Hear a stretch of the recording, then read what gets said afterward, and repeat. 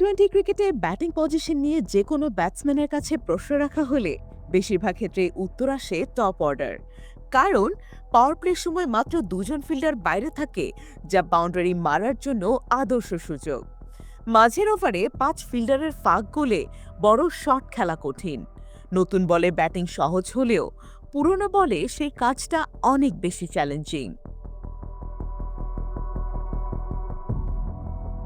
এই পরিস্থিতিতে দলের জন্য গুরুত্বপূর্ণ হয়ে ওঠে একজন ফিনিশার, যিনি শেষ ওভারগুলোতে দ্রুত রান তুলতে পারেন। আন্দ্রে রাসেলের মতো ক্রিকেটাররা এই কারণেই বিশ্বজুড়ে বেশ জনপ্রিয়। কিন্তু বাংলাদেশে এমন শক্তিশালী ফিনিশার পাওয়া সবসময়ই কঠিন ছিল। তবে সাম্প্রতিক সময়ে এই সংকটের সম্ভাব্য সমাধান হিসেবে উঠে এসেছেন জাকির আলী অনিক। জাকির আলী অনিকের আন্তর্জাতিক অভিষেক হয়েছিল কিছুদিন আগেই। যদিও শুরুতে বড় কোনো প্রভাব ফেলতে পারেননি, তবে বিপিএলে তার দুর্দান্ত পারফরম্যান্স সবার নজর কেড়েছে। ওয়েস্ট ইন্ডিজের বিপক্ষে সদ্যসমাপ্ত টি-20 সিরিজে প্রথম দুটি ম্যাচে জাকিরের ব্যাট থেকে বড় কিছু আসেনি। তবে সিরিজের শেষ ম্যাচের জন্য তিনি যেন সব জমিয়ে রেখেছিলেন।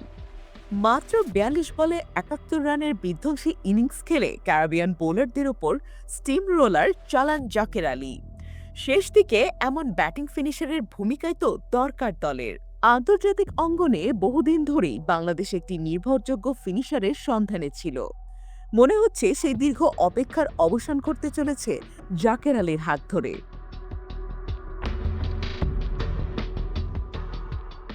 ২২টি টি-20 ক্যারিয়ারে জাকির উত্থান পতনের স্বাদ পেয়েছেন। অভিষেকের সময় চমক দেখালেও পরবর্তীতে ছন্দ হারিয়ে ফেলেন। ২০২২ টি-20 বিশ্বকাপে তার পারফরম্যান্স আশানুরূপ না হওয়ায় সমালোচনার মুখে পড়েছিলেন। তবে সাম্প্রতিক সিরিজে তার ব্যাটে ফিরে এসেছে আত্মবিশ্বাস ও ধারাবাহিকতা।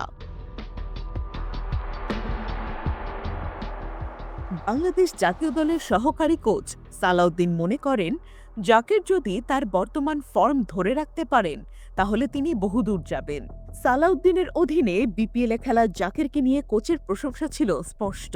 তিনি বলেছিলেন, মাহমুদুল্লাহর পর মিডল অর্ডারের সবচেয়ে প্রতিশ্রুতিশীল ব্যাটার জাকির আলী।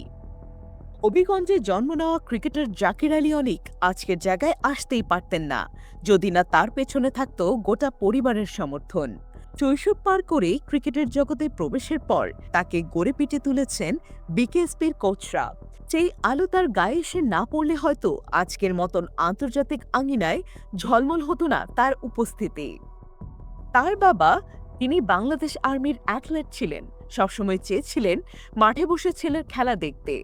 তবে ভাগ্যের নির্মম পরিহাসে ৪ বছর আগে তিনি মারা যান। সেই স্বপ্ন পূরণ হয়নি। জাকিরের স্ত্রী নাফিসা তাবাসসুম নিজেও একজন ক্রীড়াবিদ এবং জাতীয় পর্যায়ের শুটার। আর বড় বোন শাকিলা আবার হবিগঞ্জ ক্রিকেট দলের সাবেক অধিনায়ক। পরিবার থেকেই তিনি পেয়েছেন খেলাধুলার অনুপ্রেরণা। বাংলাদেশ ক্রিকেটে পাওয়ার হিটারের অভাব অনেকদিন ধরেই অনুভূত হচ্ছে। জাকির আলী অনিকের সাম্প্রতিক পারফরম্যান্স সেই শূন্যতা পূরণ করতে পারে। তার ব্যাটিং সামর্থ্য, আত্মবিশ্বাস এবং ফিনিশিং দক্ষতা বাংলাদেশ ক্রিকেটের জন্য আশার আলো দেখাচ্ছে।